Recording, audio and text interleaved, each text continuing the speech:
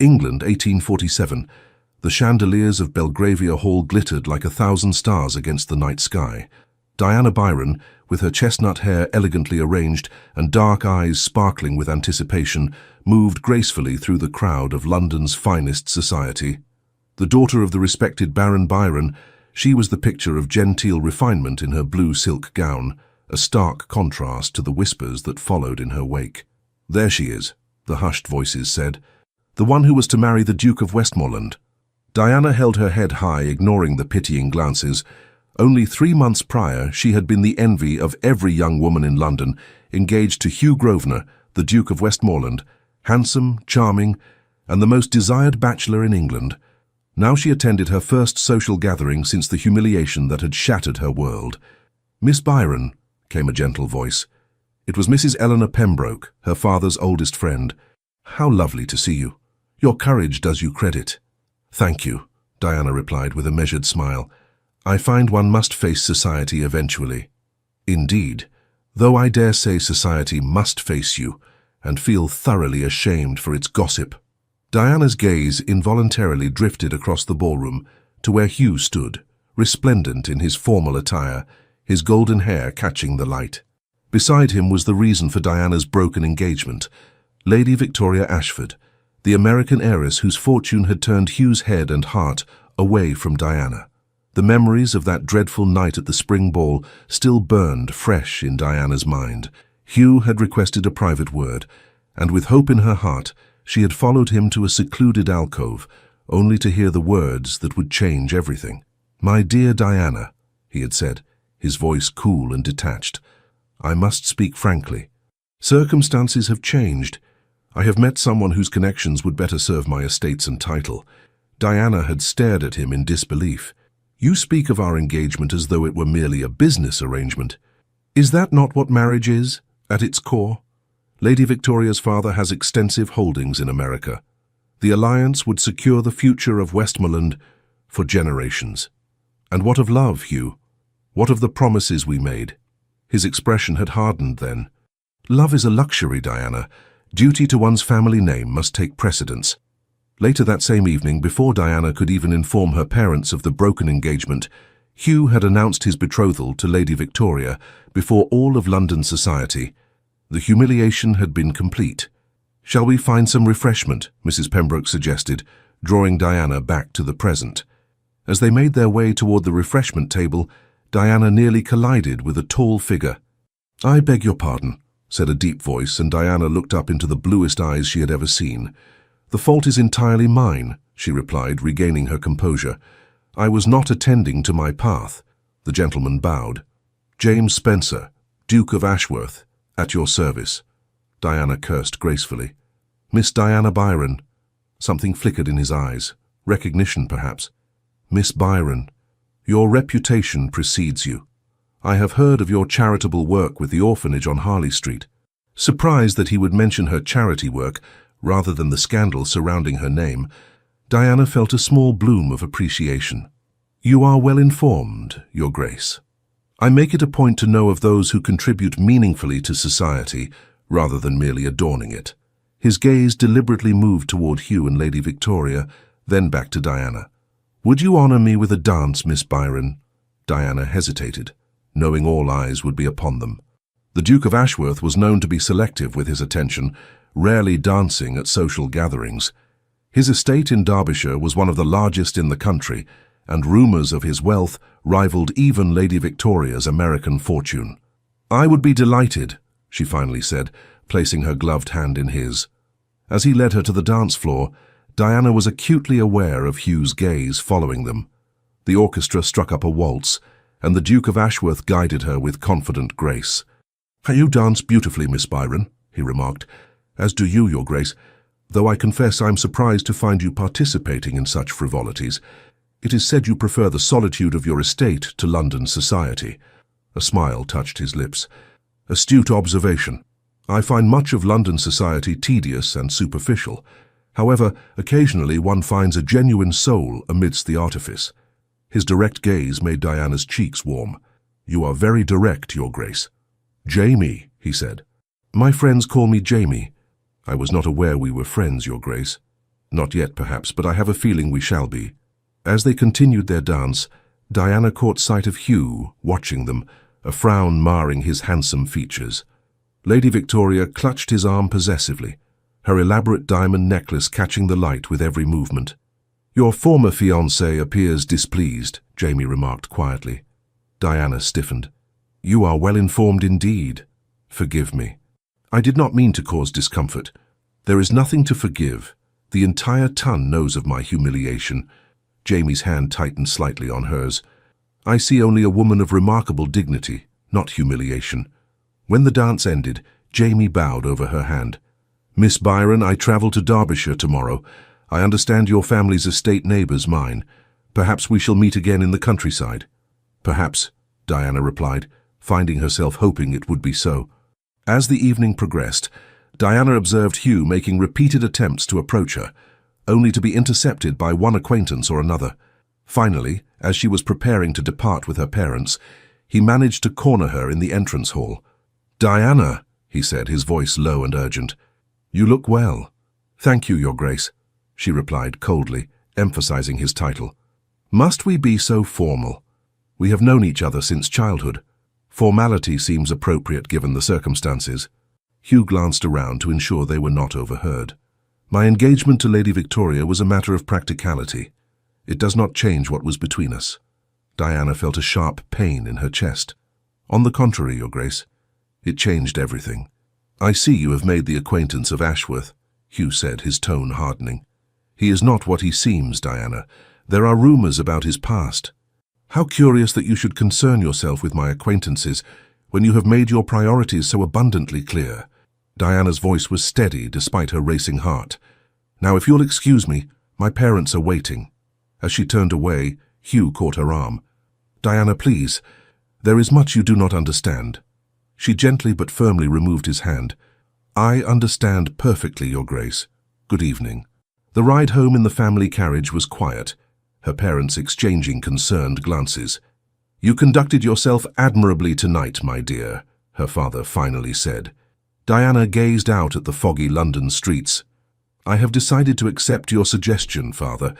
I shall go to Derbyshire tomorrow." Baron Byron nodded approvingly. "Excellent. The country air will do you good."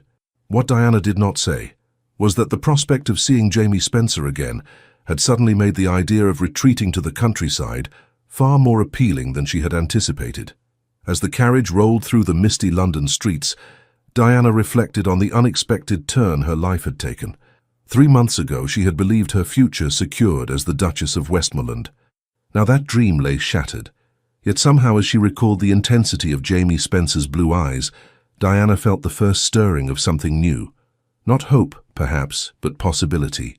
The rolling hills of Derbyshire spread before Diana like a verdant tapestry as the Byron family carriage wound its way along the country road. After 2 weeks at Heathwood, her family's modest but elegant country estate, Diana had already felt her spirits lifting. Away from London's critical eyes and endless gossip, she breathed easier.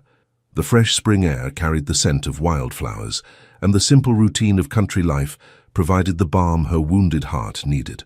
On this particular morning, Diana had risen early, donning a simple walking dress and sturdy boots. She informed her lady's maid, Betsy, that she intended to walk to the village to visit the small schoolhouse where she had begun volunteering. "Shall I send for the carriage, Miss Diana?" Betsy asked, pinning Diana's chestnut hair into a practical arrangement. "No, thank you. The walk will do me good." As Diana made her way through the countryside, her thoughts turned to her work at the village school. In the past fortnight, she had discovered an unexpected joy in teaching the local children to read and cipher. Their eager faces and genuine appreciation provided a satisfaction that London's ballrooms never had. Approaching the village, Diana heard the commotion before she saw it. A crowd had gathered around the schoolhouse, and smoke billowed from its windows. Children huddled together at a distance, some crying, while adults passed buckets of water frantically. "What happened?" Diana asked, rushing to Mrs. Fairchild, the schoolmistress. "Lightning struck during the night," the distraught woman explained. "The fire smoldered until morning. We discovered it when the children arrived." Diana immediately joined the bucket line, her fine walking dress soon soiled with soot and water. For nearly an hour, The villagers worked together until the flames were finally extinguished, leaving the schoolhouse a charred shell. "Where will the children study now?" Diana wondered aloud, surveying the damage. "That is the question, is it not?" came a familiar voice behind her. Diana turned to find Jamie Spencer dismounting from his horse, his tall figure commanding attention despite his simple country attire. Unlike the formal elegance he had displayed in London, here he wore riding clothes, suited for estate management. "Your Grace!" Diana cursed, suddenly acutely aware of her bedraggled appearance. "I did not expect to see you here. Word reached Ashworth Hall of the fire. I came to offer assistance." His eyes took in her soot-smudged face and dampened dress with evident admiration. "You seem to have been in the thick of the action, Miss Byron." Before Diana could respond, Mrs. Fairchild approached, curtsying deeply. "Your Grace, it's most kind of you to come.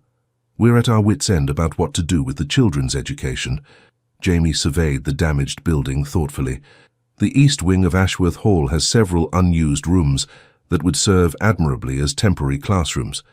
You are welcome to use them until the schoolhouse can be rebuilt." Mrs. Fairchild's eyes widened. "But Your Grace, that's exceedingly generous." "Not at all. Education is essential." He turned to Diana. "Perhaps Miss Byron might continue her excellent work there as well." Diana felt a flutter in her chest at his acknowledgement of her efforts. "I would be delighted to assist if Mrs. Fairchild approves." "Then it's settled," Jamie announced. "I shall send carriages tomorrow morning to transport the children to and from Ashworth Hall daily." As the villagers expressed their gratitude, Diana observed Jamie closely. There was nothing performative in his generosity. Unlike many of the nobility who made grand charitable gestures for public acclaim, he seemed genuinely concerned for the children's welfare. "You are staring, Miss Byron," he said quietly, a smile playing at his lips. Diana felt heat rise to her cheeks. "Forgive me. I was merely thinking that your actions today reveal much about your character. And what conclusions have you drawn? That perhaps there is more substance to the Duke of Ashworth than London society gives credit for." Jamie's smile deepened, creating lines at the corners of his eyes that Diana found inexplicably captivating. "High praise indeed. May I escort you home? You've had quite an eventful morning." Diana hesitated, glancing down at her ruined dress. "I am hardly presentable." "On the contrary," Jamie replied, his blue eyes warm, "I find sincerity and compassion far more appealing than pristine appearances."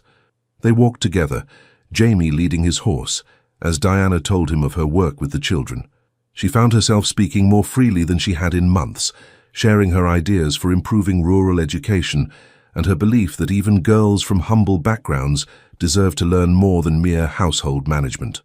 "You have given this considerable thought," Jamie observed. "It gives me purpose," Diana admitted. "After what happened in London," she trailed off, reluctant to mention Hugh. "After what happened," Jamie continued for her, "you might have retreated into bitterness or self-pity. Instead, you chose to channel your energies toward helping others.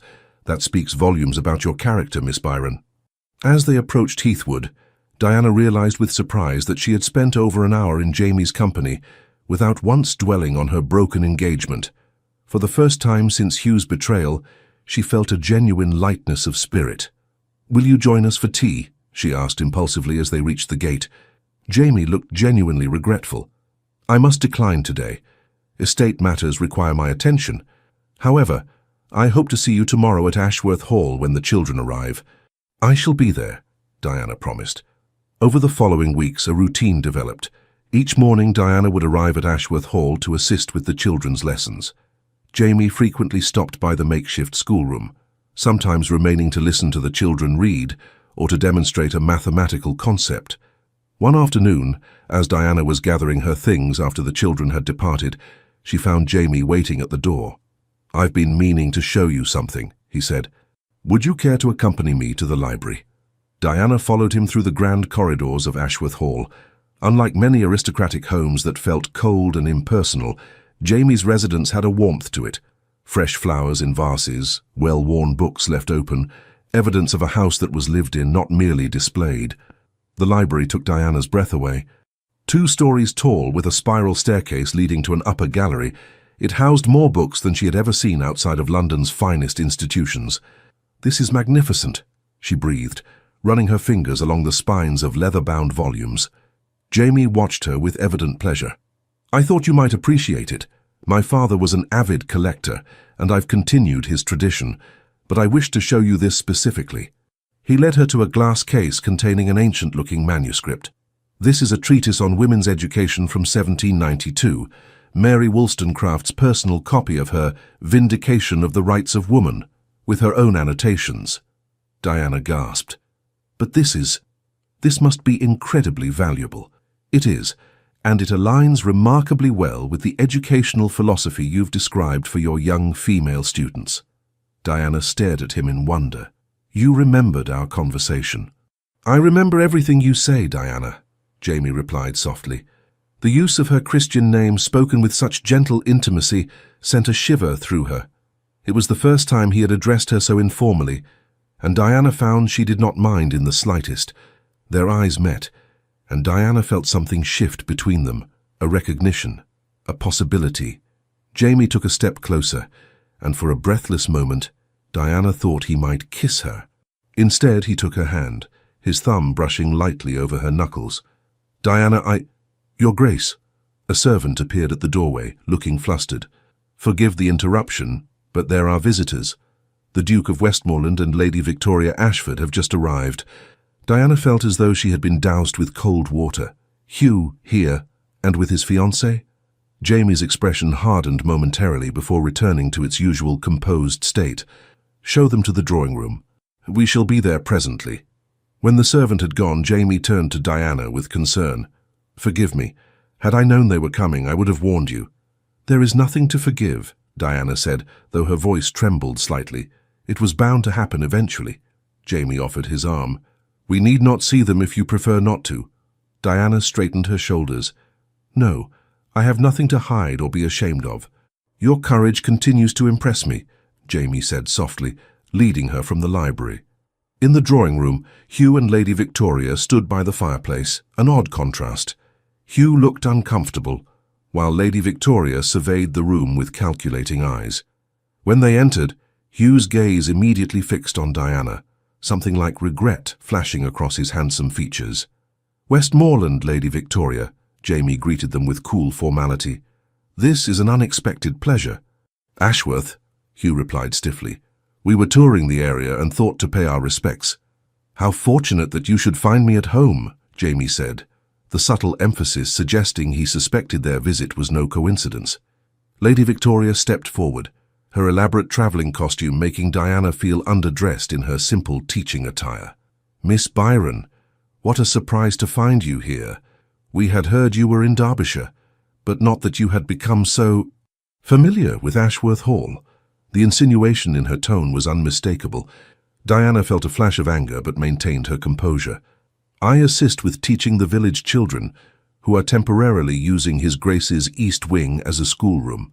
"How charitable," Lady Victoria replied, her tone suggesting it was anything but, though one wonders why a duke would concern himself with the education of peasants.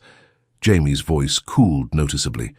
"I find investing in education yields far greater returns than many other pursuits, Lady Victoria, but perhaps American sensibilities differ from ours." Hugh cleared his throat uncomfortably. "We won't impose long. We are expected at Chatsworth this evening." "The Devonshires are entertaining then?" Jamie inquired politely. "A small gathering," Lady Victoria said, clearly pleased to emphasize their social connections. "The Prince Regent is expected." "How lovely for you," Diana said evenly. "I'm sure it will be a magnificent affair." Hugh's eyes hadn't left Diana. "You look well, Diana. Country life evidently agrees with you." "Yes," she replied simply. "I have found great satisfaction here." An uncomfortable silence fell until Jamie smoothly suggested refreshments.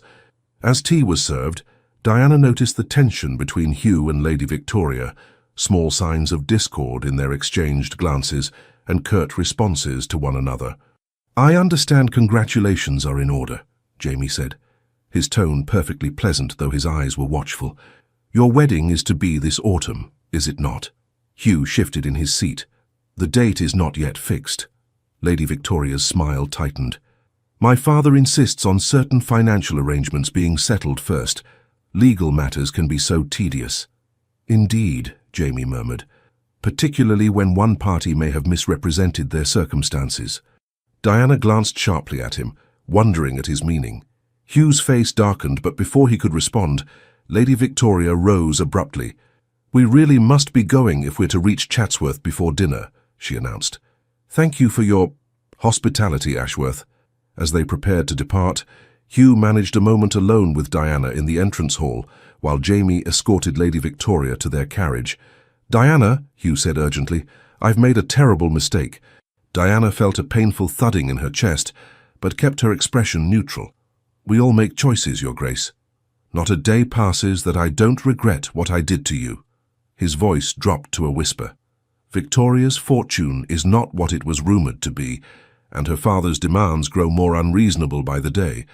The marriage may never happen. And this should concern me how?" Diana asked, though her voice caught slightly. Hugh stepped closer. "Because I never stopped loving you." For a moment, Diana felt the ghost of her former feelings. The girl who had loved Hugh since childhood stirred within her. But then she thought of Jamie, his kindness, his respect, the way he valued her mind and her convictions. "I believe your fiancé is waiting," Diana said quietly. Hugh's face fell. "This isn't over, Diana. We have too much history to simply end." After they had gone, Diana found Jamie in the library, staring pensively out the window. "Are you all right?" he asked when he noticed her. "Yes," Diana replied, surprised to realize it was true. "Seeing Hugh was less difficult than I expected." Jamie studied her face. "He still harbors feelings for you." It wasn't a question, but Diana answered anyway. "He claims to, yes, but I've learned that Hugh's words and his actions rarely align. And you? Do you still harbor feelings for him?" Diana considered this carefully. "I think a first love always leaves its mark. But what I've felt for Hugh seems like a girlish infatuation now. I've changed since then." Jamie took her hand, his touch sending warmth through her. "For what it's worth, I believe the change is remarkable. You've grown into your strength, Diana Byron." As Diana returned home that evening, she realized that the pain of Hugh's betrayal had diminished to a dull ache, replaced by something new and promising. Feelings for a man who saw her value beyond her beauty or family connections, who respected her mind and shared her principles. For the first time since that fateful spring ball, Diana found herself looking forward rather than back, and the future suddenly seemed bright with possibility. Summer blossomed across Derbyshire, painting the countryside in vibrant hues. The temporary schoolroom at Ashworth Hall had evolved into something more permanent, with Jamie commissioning proper desks and educational materials from London. The village children thrived under Diana's guidance, and her days were filled with purpose and joy. Her friendship with Jamie had deepened into something more profound. They spent hours discussing books, debating philosophical ideas, or simply enjoying each other's company in comfortable silence. Diana had never known such ease with anyone, certainly not with Hugh, whose conversation had always revolved around society gossip and hunting. On a warm July afternoon, Diana and Jamie rode out to survey the progress on the new schoolhouse being built in the village. Jamie had not only contributed generously to its reconstruction, but had insisted on improvements: larger windows for better light, a separate library room, and proper heating for winter months. "The children will scarcely recognize it," Diana remarked as they dismounted to examine the half-finished structure. "They deserve nothing less," Jamie replied. "Their education today shapes the county's future." Diana smiled up at him. "You speak like a man with a personal stake in education." "I suppose I do," Jamie admitted, his expression growing thoughtful. "My mother died when I was young, and my father was often absent. Books and a particularly dedicated tutor were my salvation during a lonely childhood." Diana touched his arm gently. "I didn't know. You rarely speak of your family. There is little to tell. My father was a good duke, but a distant parent. He expected me to fulfill my duties to the title, nothing more. And yet you've become so much more than just a title," Diana said softly. Jamie's eyes met hers, their blue depths reflecting something that made Diana's heart quicken. "Because of people like you, Diana. People who see beyond rank and privilege to what truly matters." They continued their inspection, discussing plans for the autumn term, when a commotion at the village crossroads caught their attention. A carriage had overturned, and a crowd was gathering. Without hesitation, Jamie rushed toward the accident, Diana following close behind. The carriage lay on its side, its wheels still spinning slowly. The driver was helping a woman from the wreckage, while bystanders attempted to calm the frightened horses. "Is anyone hurt?" Jamie called out, immediately taking charge. "Just the lady, Your Grace," the driver replied, his face pale with shock. "It was the wheel, sir. Came clean off on the turn." Diana pushed forward to assist the injured passenger, then stopped abruptly. It was Lady Victoria Ashford, her travelling dress torn and muddied, a trickle of blood running from a cut on her forehead. "Miss Byron," Lady Victoria said weakly, recognition dawning in her eyes. "How very unexpected." "You're injured," Diana said, setting aside any personal feelings. "Let me help you." Jamie appeared at her side, equally surprised but similarly pragmatic. "Lady Victoria must be taken somewhere to rest and have her wounds attended to. Ashworth Hall is closest." Despite Lady Victoria's weak protests, Jamie insisted on carrying her to his horse. "Miss Byron and I shall take you to Ashworth Hall immediately. Your driver can follow with the repaired carriage when possible."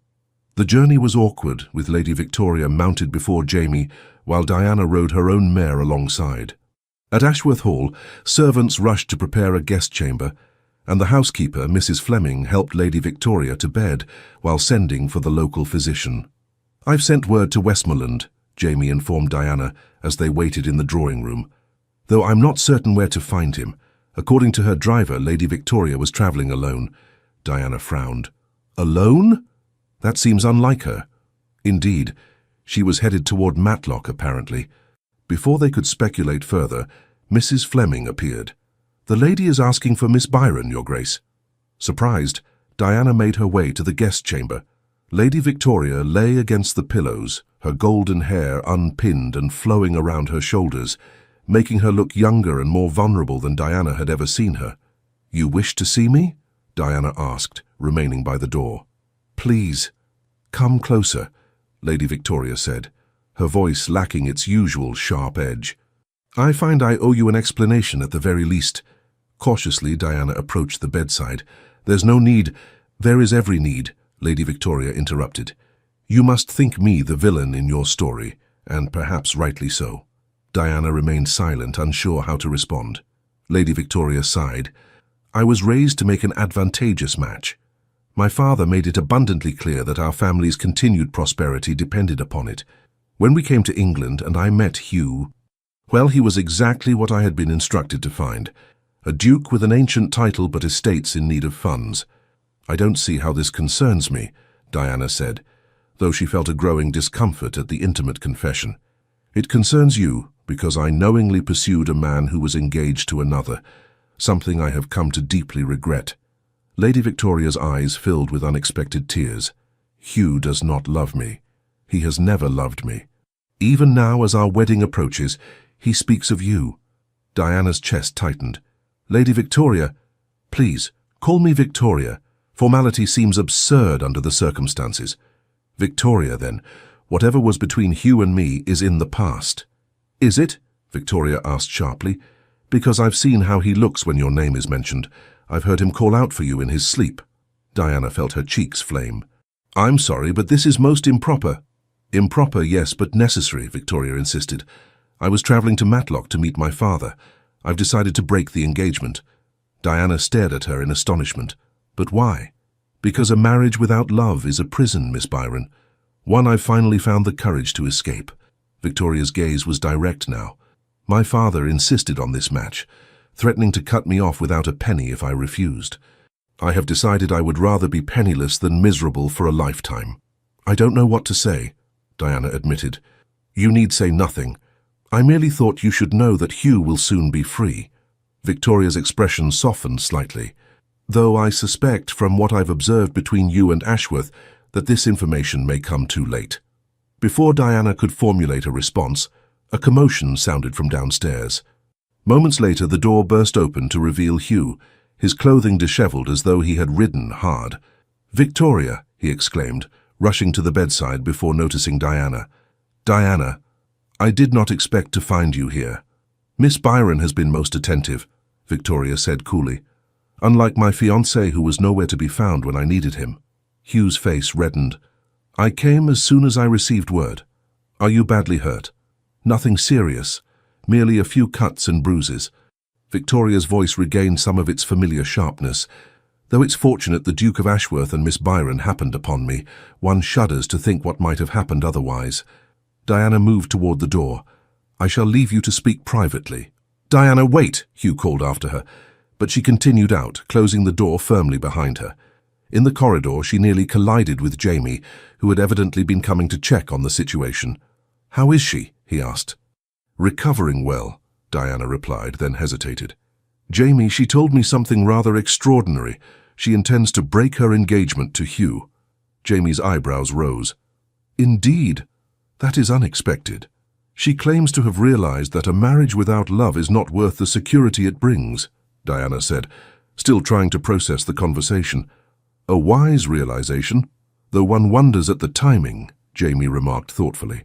Before Diana could respond, the guest room door opened and Hugh emerged, his expression thunderous. Ashworth, he acknowledged curtly, then turned to Diana. Might I have a word with you, Diana, in private? Jamie stiffened beside her. Miss Byron is under no obligation. It's all right, Diana interrupted gently, touching Jamie's arm. I'll speak with him. Jamie's eyes searched hers, concern evident. Very well. I shall be in the library should you need me. Diana led Hugh to a small sitting room down the corridor, maintaining a careful distance between them as she closed the door.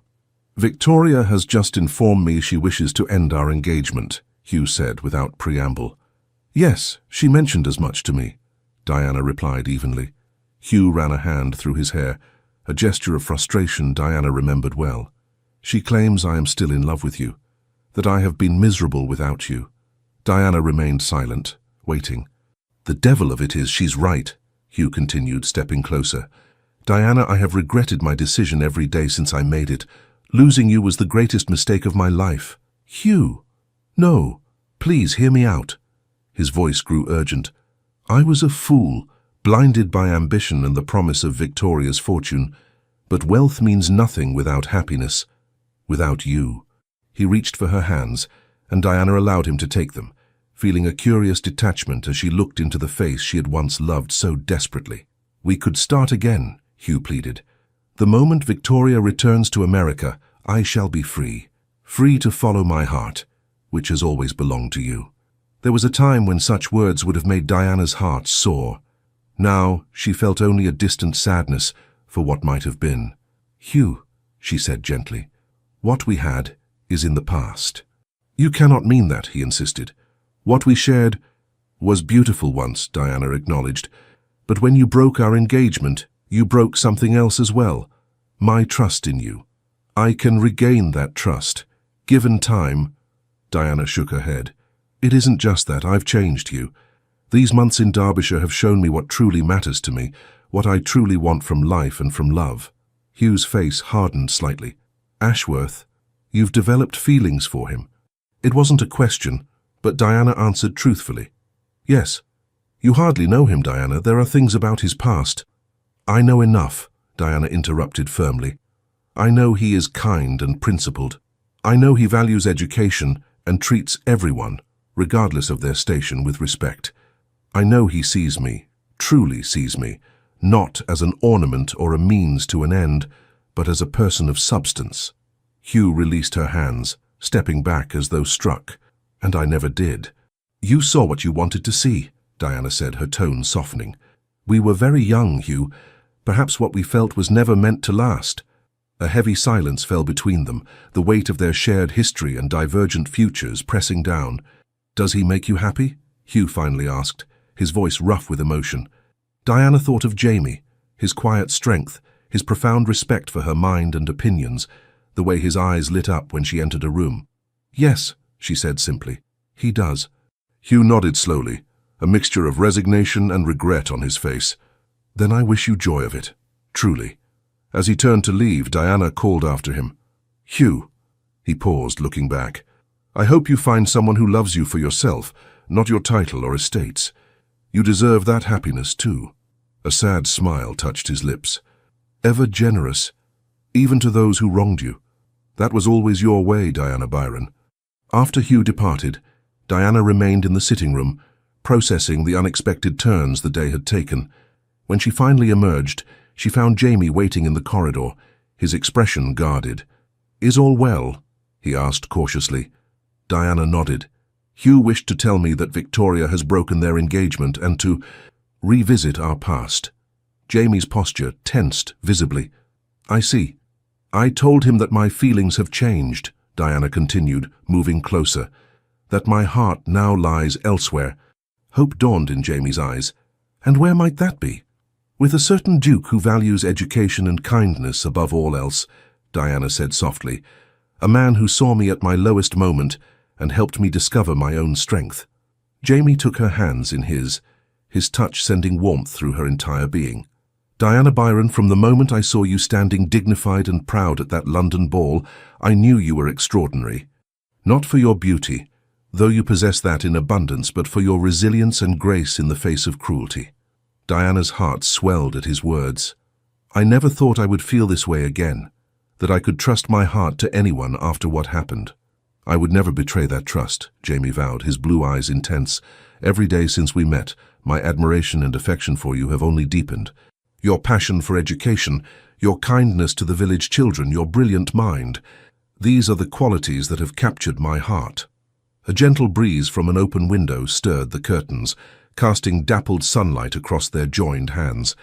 In that moment, surrounded by the quiet beauty of Ashworth Hall, Diana knew with absolute certainty that what she felt for Jamie was true love, deeper and more meaningful than anything she had experienced with Hugh. "I believe I'm falling in love with you, Jamie Spencer," she whispered, the words both frightening and liberating to speak aloud. Jamie's face transformed with joy. He drew her closer, one hand gently cupping her cheek. "Diana Byron, I have already fallen completely in love with you." As his lips met hers in a tender first kiss, Diana felt as though her heart might burst with happiness. This was nothing like the chaste, proper kisses she had shared with Hugh during their engagement. This was a meeting of souls, a promise of partnership based on mutual respect and genuine affection. When they finally parted, both slightly breathless, Jamie pressed his forehead against hers. "I had planned to speak to your father soon about courting you properly. It seems we've rather disrupted the traditional order of things." Diana laughed softly. "I find I don't mind in the slightest." Their moment of bliss was interrupted by Mrs. Fleming, who appeared with news that the physician had arrived to tend to Lady Victoria. As Jamie went to attend to their unexpected guest, Diana wandered to the library, her mind and heart full. Among the thousands of volumes, she found herself drawn to a small leather-bound book on a side table. Opening it, she discovered it was Jamie's personal journal.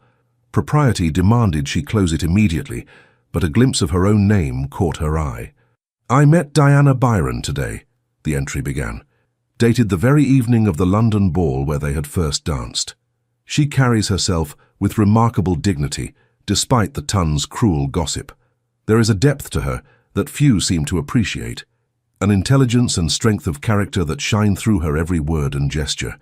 I find myself thinking of her dark eyes, so expressive and honest." Diana closed the journal quickly, her cheeks flushing at this evidence of Jamie's long-standing regard. She replaced it exactly as she had found it. But the damage was done. She had glimpsed Jamie's most private thoughts and found herself illuminated within them. When Jamie returned to the library some time later, he found Diana by the window, gazing out at the gardens. "Lady Victoria is resting comfortably," he reported. "The physician says she should recover quickly, though he recommends she remain here for at least 2 days before traveling." "That is good news," Diana replied, turning to face him. She hesitated, then added, "Jamie, I must confess something. I inadvertently saw an entry in your journal, one that mentioned me. I apologize for the intrusion." Jamie's expression registered surprise, but not anger. "And what did you discover in my poorly hidden thoughts?" "That you saw something in me from the very beginning," Diana said softly. "Something I scarcely saw in myself at that time." Jamie approached her, taking her hands once more. "I saw a woman of substance when others saw only scandal, a woman whose true value had been overlooked by a man too blind to recognize the treasure before him." His voice deepened with emotion. "Diana, I have loved you since that first dance." Every day in your company has only confirmed what my heart knew immediately. Diana felt tears prick her eyes. How different our beginnings have been. You knew your feelings at once, while mine have grown slowly, taking root in the fertile ground of your kindness and respect. Different paths leading to the same destination, Jamie murmured, brushing a strand of hair from her face. And that is all that matters. Over the next 2 days, an unexpected development occurred at Ashworth Hall. Hugh, reluctant to leave Victoria in her injured state, took up temporary residence in another guest chamber. The 4 people, bound together by their complicated history, found themselves sharing meals and occasional conversation, creating an atmosphere of tentative civility. On the evening before Victoria and Hugh were to depart, Diana found Victoria in the conservatory, surrounded by exotic plants and bathed in the golden light of sunset. "How are you feeling?" Diana asked, joining her on the stone bench. "Much improved, thank you," Victoria replied, her usual sharpness softened. "You and the Duke of Ashworth have been more gracious than I had any right to expect." Diana arranged her skirts thoughtfully. Life takes unexpected turns. It seems pointless to cling to bitterness when circumstances change so rapidly. Victoria studied her with newfound respect. "You are rather remarkable, Diana Byron. I can see why both men love you." Diana's gaze went to the doorway where Jamie stood deep in conversation with Hugh. The 2 dukes, so different in temperament and character, appeared to be speaking with unexpected earnestness. "Hugh does not love me," Diana said gently. "He loved the idea of me, the perfect accommodating wife who would grace his arm and never challenge his decisions." Victoria's lips curved in a sad smile. "Perhaps you're right. It seems we were both caught in roles society prescribed for us, rather than following our hearts." "And now? Will you return to America?" Diana asked. "Yes, my father will be furious, of course, but I find I no longer fear his disapproval, as I once did. There is a strange freedom in choosing one's own path, even if it leads away from fortune and title." Diana nodded, understanding perfectly. The most valuable freedoms often come at the highest price. Later that evening, as Diana prepared to return to Heathwood, Jamie drew her into the library for a private moment. "Hugh spoke to me at length today," he said, his expression serious. Diana felt a flicker of apprehension. "Oh? What about?" "About you, primarily, and about certain rumors regarding my past that he had apparently been investigating." "What rumors?" Diana asked, remembering Hugh's veiled warnings. Jamie sighed, running a hand through his dark hair. "It is not a pleasant tale, but you deserve to know it. Before I inherited the dukedom, I was engaged to Lady Eleanor Blackwood. We had grown up together, and the match was considered ideal by both families." Diana waited, sensing the difficulty in his confession. "A week before our wedding, Eleanor eloped with my cousin, Richard. There was a terrible scandal.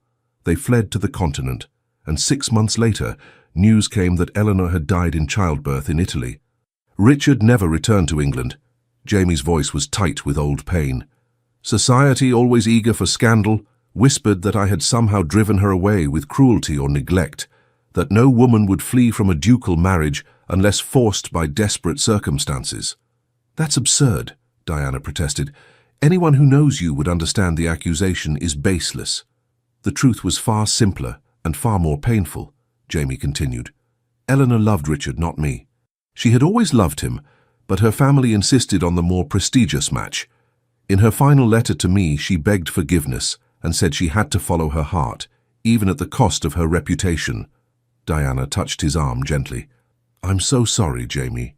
After that, I retreated to Derbyshire, focusing on improving the estate and the lives of those who depend on it. I had no interest in London society or in forming another attachment, until I saw you that night, standing so proudly despite your own heartbreak." Diana felt a surge of tenderness for this man who had known his own share of pain. "Thank you for telling me. Hugh thought to warn you against me with these rumors," Jamie said wryly.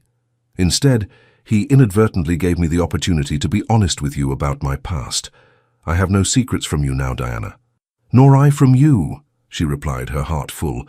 "We have both known betrayal, and perhaps that makes what we've found together all the more precious." The following morning, Hugh and Victoria departed Ashworth Hall. As their carriage pulled away, Diana felt the final chapter of her history with Hugh closing gently, replaced by the promising beginning of a new story with Jamie. "No regrets?" Jamie asked, standing beside her in the morning light. Diana turned to him, her face radiant with certainty. "None whatsoever." Autumn painted Derbyshire in rich hues of gold and crimson. 3 months had passed since the eventful summer days that had transformed Diana's life.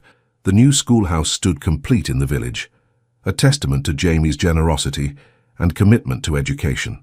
Diana had established herself as the unofficial headmistress, developing an innovative curriculum that included not only reading and arithmetic, but also natural science and history for both boys and girls. On this particular September morning, Diana stood before the school's entrance, watching as children filtered in for the day's lessons. The crisp air carried the scent of wood smoke and fallen leaves, and her heart felt full with the simple joy of purpose fulfilled. "Miss Byron," called a small voice. It was Emma Simmons, the blacksmith's daughter, rushing forward with something clutched in her hands. "Look what I found in Father's forge.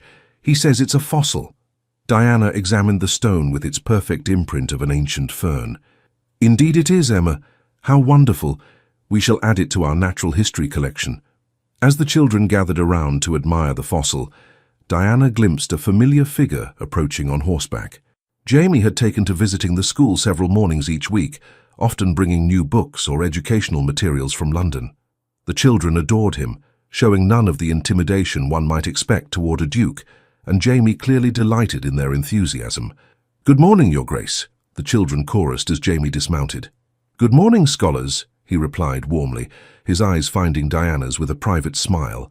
"I've brought something special today. Who can tell me about the ancient Romans?" As Jamie engaged the children with tales of Roman Britain, producing a small collection of artifacts he had arranged to borrow from a museum acquaintance in London, Diana watched with growing affection. In the months since their first kiss at Ashworth Hall, their courtship had progressed with proper decorum but undeniable passion. Baron Byron had readily given his blessing, recognizing in Jamie a man of true character and genuine devotion to his daughter. After the lesson, as the children filed inside with their teacher, Jamie took Diana's hand, drawing her toward a nearby oak tree where they could speak privately. "You appear deep in thought this morning," he observed. Diana smiled up at him. "I was reflecting on how much has changed since spring.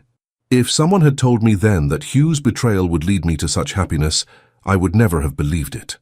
"Life's most difficult paths often lead to unexpected destinations," Jamie agreed, his blue eyes warm with affection. "Speaking of destinations, I've received a letter from London that may interest you." He produced a folded paper from his coat. "It seems that Lady Victoria has indeed returned to America, but not before telling anyone who would listen that she broke her engagement to Westmoreland, not the other way around. Apparently the Tun is quite scandalized by her audacity." Diana couldn't suppress a small laugh. "Poor Hugh, his pride must be terribly wounded." "Indeed," Jamie replied, his expression turning more serious. "The letter also mentions that Westmoreland's financial situation has grown dire. Without Victoria's fortune, he may be forced to sell parts of his estate." Diana felt a pang of sympathy for her former fiancé. Despite everything, she could not wish him ill. "That is unfortunate. Hugh's identity is so bound up in his ancestral lands." "There's more," Jamie continued.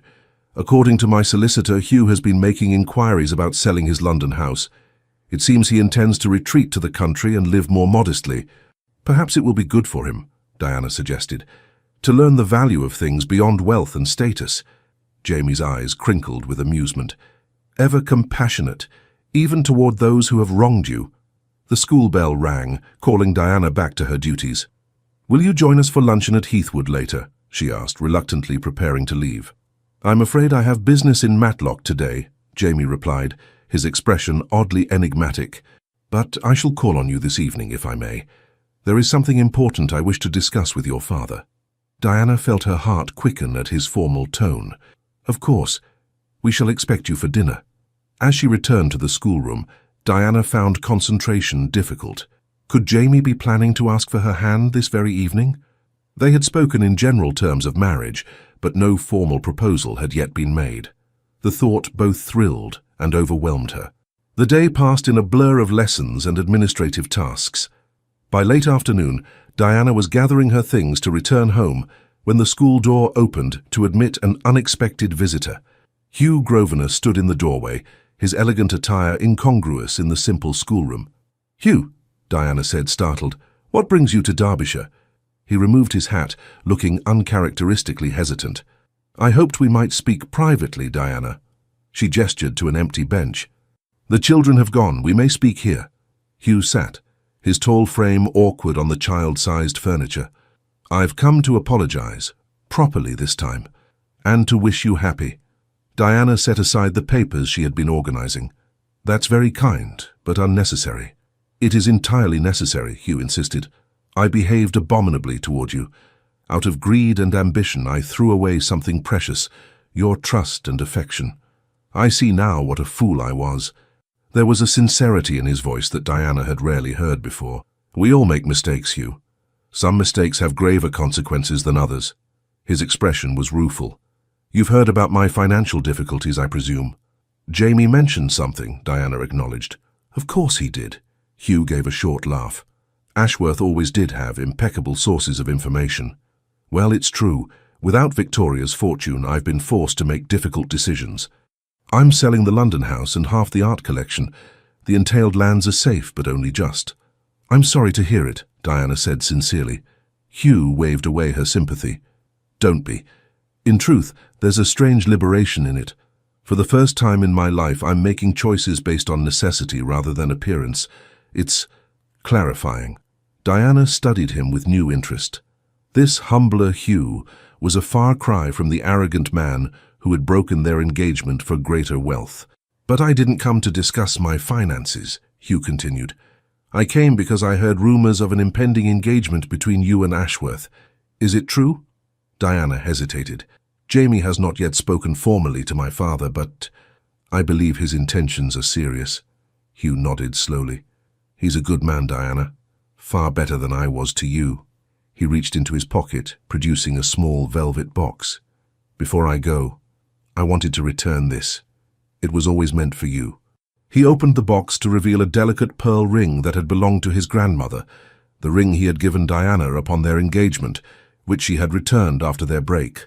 "Hugh, I cannot accept this," Diana protested. "Not as an engagement gift," he clarified quickly, "but as a token of apology, and as a reminder that even those who make grievous mistakes can learn from them."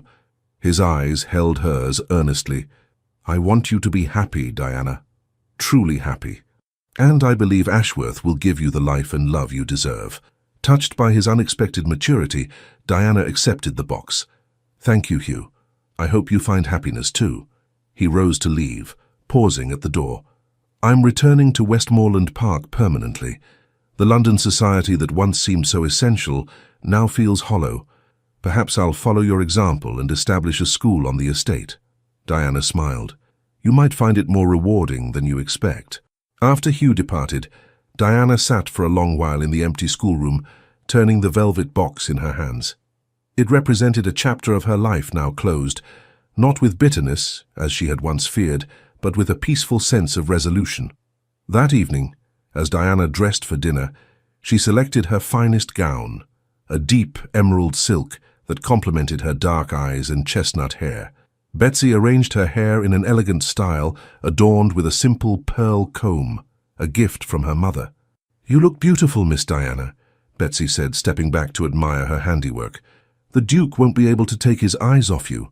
Diana smiled, her cheeks warming. "Is it that obvious why he's coming tonight?" "The whole household has been speculating for weeks," Betsy admitted with a grin. "Cook's prepared all His Grace's favourite dishes." When Diana descended to the drawing room, she found her parents already entertaining Jamie, who stood immediately upon her entrance. His eyes widened appreciatively as he took in her appearance. "Diana," he greeted her, crossing the room to take her hand. "You look radiant." Dinner was a pleasant affair, with conversation flowing easily between topics of local interest and broader discussions of politics and literature. Diana noted how naturally Jamie had integrated into her family circle, respectful of her father's opinions, while gently introducing progressive ideas about education and estate management. After the meal, Baron Byron invited Jamie to join him in his study for brandy, exchanging a meaningful glance with his wife that was not lost on Diana. She and her mother retired to the drawing room, where Diana pretended to concentrate on her embroidery, while straining to hear any sound from the corridor. "Patience, my dear," Lady Byron said with knowing amusement. "Some conversations between gentlemen must be conducted properly." Nearly half an hour passed before the study door opened. Diana heard her father's deep laugh, followed by Jamie's voice, though she couldn't make out the words. When they entered the drawing room, both men wore expressions of satisfaction. "Diana," her father said formally, though his eyes twinkled with suppressed joy, "the Duke of Ashworth has requested a private audience with you. Your mother and I shall take a turn in the conservatory." As her parents tactfully withdrew, closing the door behind them, Diana set aside her embroidery with trembling hands. Jamie approached, taking both her hands in his as he led her to the sofa. "Diana Byron," he began, his voice rich with emotion, "these past months have been the happiest of my life. You have brought light and purpose to days I once filled merely with duty." Diana's heart raced as Jamie knelt before her, still holding her hands in his. "I love you more than I believed it possible to love anyone," he continued. "Your intelligence, your compassion, your strength of character, every quality reveals new depths each day we spend together." From his pocket, he produced a small box of midnight blue velvet. Opening it, he revealed a ring unlike any Diana had seen, a perfect sapphire surrounded by diamonds that caught the firelight in dazzling patterns. "This was my mother's," Jamie explained softly. "The only item of hers I truly cherish. The sapphire reminded my father of her eyes, just as it reminds me of the day we met. You in your blue silk gown, standing proud despite your broken heart." Diana felt tears welling as Jamie continued. "Diana Byron, would you do me the extraordinary honor of becoming my wife? Not for fortune or title, but for love, pure and true, and the promise of a partnership based on mutual respect and shared purpose." "Yes," Diana whispered, her voice catching with emotion. "With all my heart, yes." Jamie slid the ring onto her finger, then rose to sit beside her, drawing her into a tender embrace. His kiss was gentle, yet passionate, a promise of the life they would build together. When they finally parted, Diana rested her head against his shoulder. "I never imagined finding such happiness after what happened with Hugh. It seems almost too perfect to be real." Jamie stroked her hair gently. "Not perfect, perhaps, but real and lasting because it's built on honesty and genuine affection, not calculation or social advantage." Diana remembered her conversation with Hugh earlier that day. "I saw Hugh this afternoon. He came to the school." Jamie stiffened slightly. "Did he? What did he want?" "To apologize. Sincerely this time. And to wish us happy. I believe he's truly changed, Jamie. His financial difficulties seem to have taught him valuable lessons." Jamie's expression softened. "Then perhaps some good has come from all the pain." Diana nodded thoughtfully. "He returned my old engagement ring, not to rekindle anything, but as a gesture of apology. It made me realize how completely my feelings for him have transformed. Where once there was hurt and betrayal, now there's only a quiet wish for his welfare." "That speaks to your generous spirit," Jamie said, kissing her forehead. "Most would harbor resentment." "What purpose would that serve?" Diana asked simply. "Hugh's betrayal, painful as it was, led me to you. To true love rather than infatuation, to substance rather than mere appearance." She gazed up at her fiancé, heart full. "I would endure that heartbreak 1,000 times if it always led to this moment." 2 months later, on a crisp November morning, the small Norman church in the village near Ashworth Hall was filled with flowers and candlelight. Diana stood at the entrance on her father's arm, a vision in ivory silk and Honiton lace, her mother's veil framing her radiant face. At the altar waited Jamie, his tall figure commanding in formal attire, his blue eyes never leaving Diana as she processed toward him. The assembled guests, family, friends, and villagers alike, watched with approving smiles as the couple who had found love after heartbreak joined their hands and lives before God. Among the congregation sat Hugh Grosvenor, invited at Diana's insistence. As she passed him on her father's arm, their eyes met briefly. Hugh gave her a small nod of genuine approval and something like gratitude, acknowledging the journey that had brought them all to this moment of resolution and new beginnings. The ceremony was simple but moving. When Jamie and Diana exchanged their vows, their voices rang with certainty and joy. The vicar pronounced them husband and wife, and as Jamie bent to kiss his bride, spontaneous applause broke out among the villagers, many of whom had watched their love story unfold over the preceding months. At the wedding breakfast held at Ashworth Hall, Diana and Jamie moved among their guests, accepting congratulations and well wishes. When they reached Hugh, he bowed formally over Diana's hand. "Duchess," he said, using her new title with a smile free from bitterness. "You look radiant with happiness." "Thank you, Hugh," Diana replied warmly. Hugh turned to Jamie, offering his hand. "You're a fortunate man, Ashworth. I trust you'll never take that good fortune for granted." Jamie clasped his hand firmly. "Never, on my honor." As the celebration continued around them, Jamie drew Diana away for a moment of privacy in the library that had become their sanctuary. "Happy, my love?" he asked, his eyes searching hers. Diana reached up to touch his face tenderly. "Completely. This feels like the beginning of something extraordinary, not just for us, but for all the lives we might touch together." Jamie nodded, understanding perfectly. "The school is only the start. With you by my side, I believe we can accomplish remarkable things for Derbyshire. For each other as well," Diana added softly. "Every day, learning and growing together." As they rejoined their guests, Diana caught sight of Hugh preparing to depart. He gave her one last smile, wistful but genuine, before slipping away. In that moment, Diana felt the final pieces of her heart's puzzle fall into place. The man who had once broken her heart had inadvertently set her on the path to true happiness, and for that she could only be grateful. Later, as evening fell and the newlyweds prepared to depart for their wedding journey to Italy, Diana stood with Jamie on the steps of Ashworth Hall. The estate glowed with warm light against the gathering dusk, a beacon of home and possibility. "What are you thinking?" Jamie asked, his arm around her waist. Diana leaned into him, savoring his warmth and strength. "That sometimes life's greatest disappointments lead to its greatest joys. That broken hearts can mend stronger than before. And that the most desired duke may not be the one with the grandest title or the largest fortune," Jamie added with a smile, "but the one who treasures what truly matters." "Indeed," Diana agreed, turning in his arms to face him fully. "For what profit a man if he gains the whole world but loses his soul, or his heart's true love?" Their kiss beneath the stars sealed a promise that neither wealth nor status, but only genuine love and mutual respect could fulfill. A lesson hard-learned, but infinitely precious, and one they would carry through all the days of their lives together.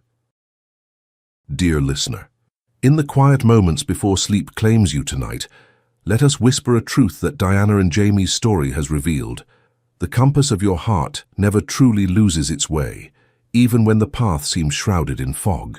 Like autumn leaves dancing to the ground to nourish next spring's bloom, life's bitter disappointments are not endings but transformations. Diana's journey from the ballrooms of London to finding her true purpose in Derbyshire mirrors a wisdom many of us discover in our 7th and 8th decades, that what we once considered our greatest heartbreaks were actually divine redirections. Consider the oak tree that stands tall after 60 winters. Its trunk bears the scars of lightning strikes, its branches show where storms have tested their strength. Yet each mark tells not of defeat, but of triumphant survival. Your life's disappointments, the love that withered, the trust that was broken, the dreams deferred, have etched similar patterns into your soul, creating something more magnificent than perfection could ever achieve. Hugh chose fortune over love and found himself impoverished in spirit. How many of us have pursued society's definitions of success only to discover they were mirages? The wisdom of your years has surely taught you that authentic connections outvalue any material wealth. This hard-earned discernment is not the consolation prize of aging. It is its crowning glory.